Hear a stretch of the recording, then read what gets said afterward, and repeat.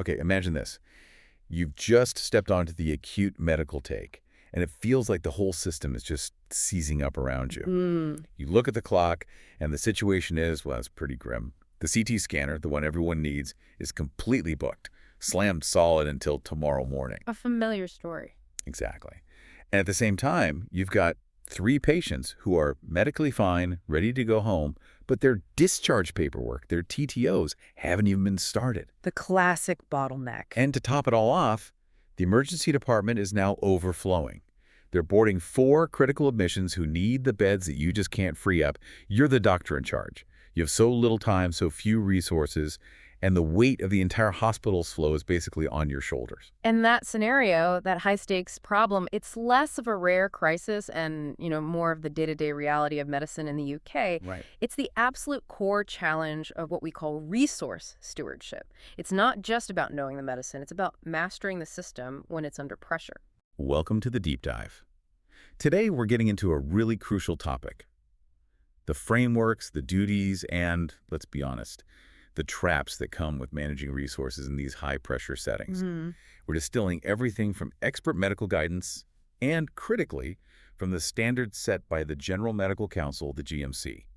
This is really your guide to making the safest, fairest, and highest-scoring decisions when you've run out of time and you've run out of beds. And our whole mission today is to boil all that complexity down into one single actionable truth. Okay. We have to be disciplined. We must choose the tests and actions that actually change management. We have to coordinate patient flow almost aggressively and proactively. Right. We need to document all the system problems, the constraints, with total transparency. And, crucially, we have to escalate the second that those limits threaten patient safety or fairness. Yeah. That's the principle that guides everything.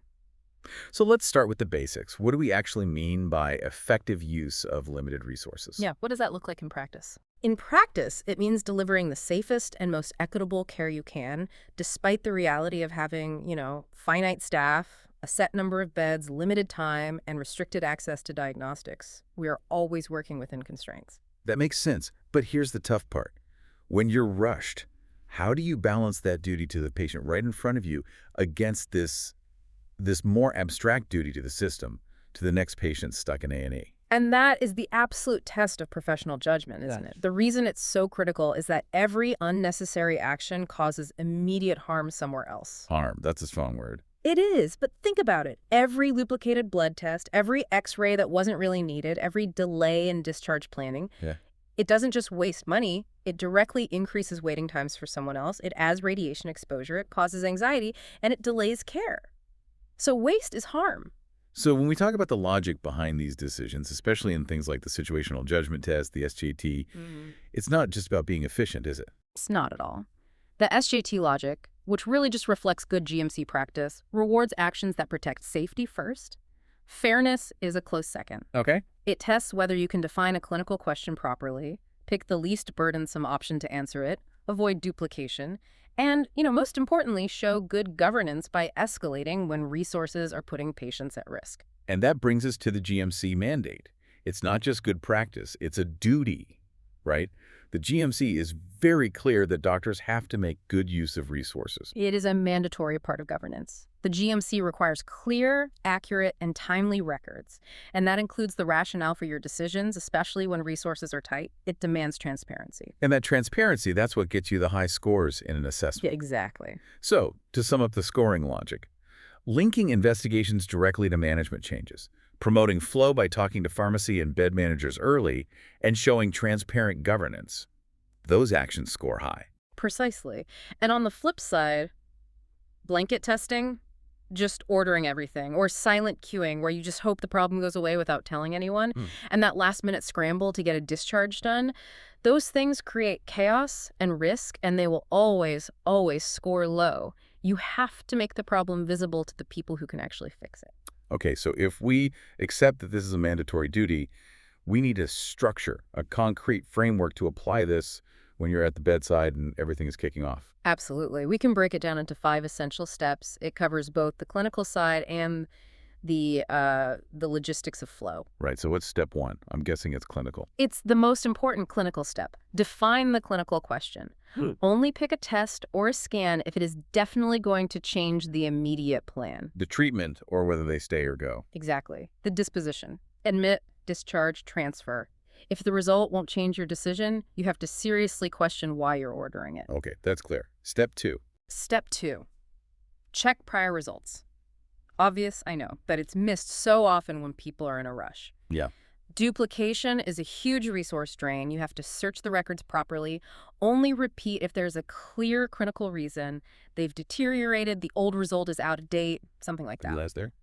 Choose the least burden equivalent option. What does least burden mean? Safer. Faster. Cheaper. All of the above. It's the option that is safer, faster, or lower cost, but, and this is the crucial part, it still definitively answers your clinical question. We're looking for clinical equivalence. So like an ultrasound instead of a CT scan for certain things. A perfect example. Step 4 is about coordinating with the flow teams. This is where, honestly, a lot of junior doctors fall down. You have to actively talk to bed managers, pharmacy therapists, transport. The supporting cast. Exactly. That's how you prevent those really predictable bottlenecks. And the final step, step 5, the governance bit. The governance pillar, yes. Document the constraints you're facing, safety net the patient with clear advice, and escalate the capacity risks to your seniors or the site team. So if you can't do the gold standard test, you write down why and what you're doing instead to keep the patient safe. Precisely. And to make this all stick, we use the value mnemonic. Okay, let's hear it. It's simple. Verify prior results. Yeah. Ask what the management impact is. Least burden equivalent.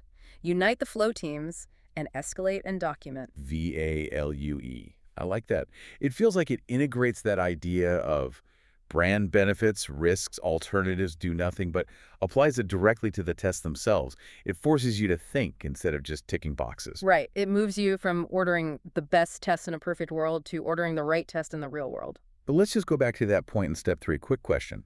Is the cheapest test always the right answer, especially in our CT scanner scenario? No. That's a classic misconception and a big SJT trap. The sources are clear.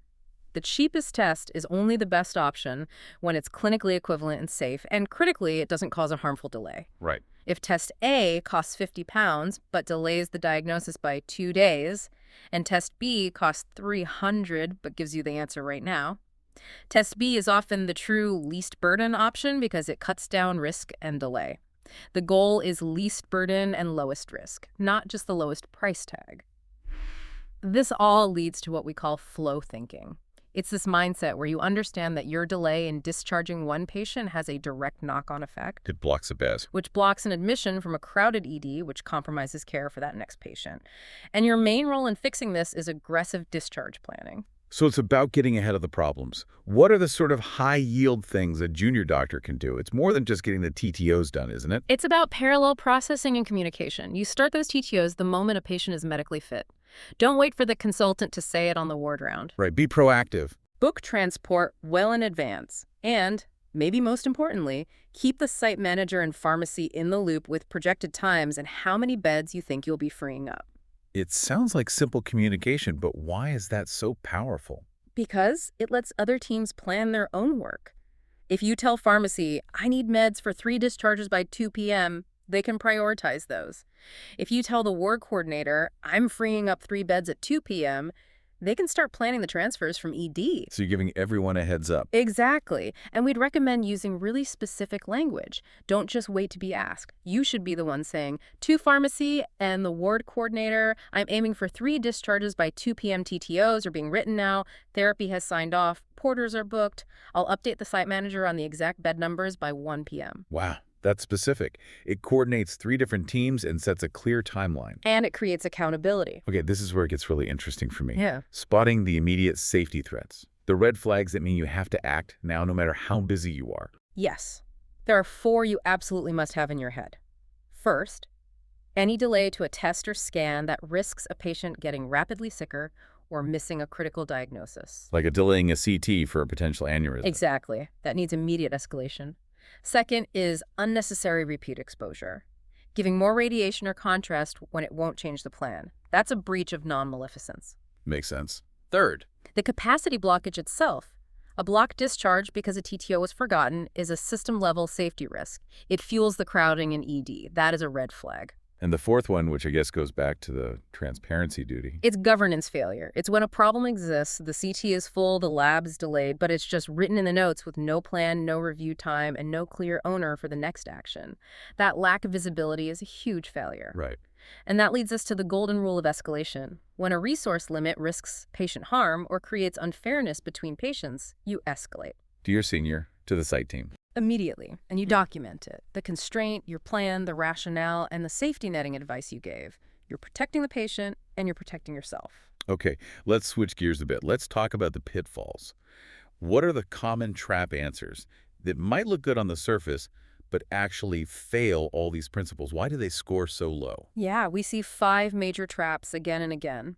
The first one is, order the most thorough test like a CT because it covers all the bases. Right, the belt and braces approach. And it absolutely tanks your score. You haven't linked it to a management change, and you're causing unnecessary exposure, cost, and you're clogging up the system. What about defensive medicine? Like repeat all the bloods every day just in case. That's the second trap. Unless those daily bloods are actually changing your treatment plan right now, like for monitoring potassium or fluids, it's just wasteful. It adds no value and scores very low. You have to justify the frequency. Okay, here's a common one. The coordination trap. Start the TTOs at 5 p.m. just before you go home. A total failure of professional responsibility. It's a predictable delay that harms flow, compromises safety for patients waiting in ED, and just shows a real lack of planning. Discharges start the moment they're declared fit. And the passive approach. Just queue silently and hope the problem goes away. Disastrous. Trap number 4. No escalation means the risks are invisible to the people who can manage them. You're basically hiding a bed block. Right. The chance for the site team to come up with a solution is just gone. So the golden rule for avoiding these traps is pretty simple then. It is. If an action doesn't change clinical care, improve the flow, or actively protect safety, just don't do it. It's taking a resource that belongs to another patient. Let's apply that to the scenario from the start. Stable patient, biliary colic, needs a scan. CT is full, TTOs are waiting, ED is packed. The low-scoring trap answers would be ordering the CT anyway and hoping, while ignoring the discharges. Or delaying all imaging and just telling them to wait. Or pointlessly repeating their bloods. So what's the high-scoring action? It's always multifaceted. It's about parallel processing. Okay. First, confirm the patient is stable. Then you book the right upper quadrant ultrasound. It's the least burden, safe equivalent that answers the question today. Right. At the same time, you immediately start those pending TTOs and get on the phone with pharmacy. And finally, you document the constraint, the CT delay, the reason for the ultrasound, and you escalate the bed pressure to the site manager. So the big insight here is that you have to do both things at once. You use the least burden clinical option and you fix the operational flow problem. At the same time, that dual focus, that is the very definition of high-quality resource stewardship. This has been such a crucial deep dive. It's a topic that, that affects every single doctor every single day. Let's just quickly review the 3 absolute core takeaways. First, only order a test when the result is definitely going to change your management plan. Second, check prior data.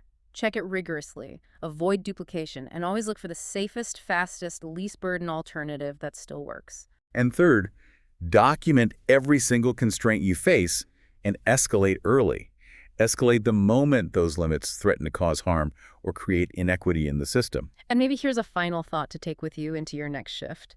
It's about documentation and governance. Okay. If you decide to put off a test, or you choose a less than gold standard option because of constraints, what you must record is this: the clinical question you were asking, the test you chose or deferred and why, the system constraints you faced, the specific safety netting advice you gave the patient, and a clear owner for the next action. That makes your decision safe and defensible. It prioritizes the individual and the system. Applying this kind of structured thinking, like the value framework, is going to make you a safer and more efficient doctor. But it also prepares you for those high-stakes professional assessments. If you are looking to really develop this specific mindset, this SJT way of thinking, it's worth checking out specialized resources that are built around these GMC principles. A good example is passthemsrow.com. Choose wisely, document clearly, and escalate early. We'll catch you on the next deep dive.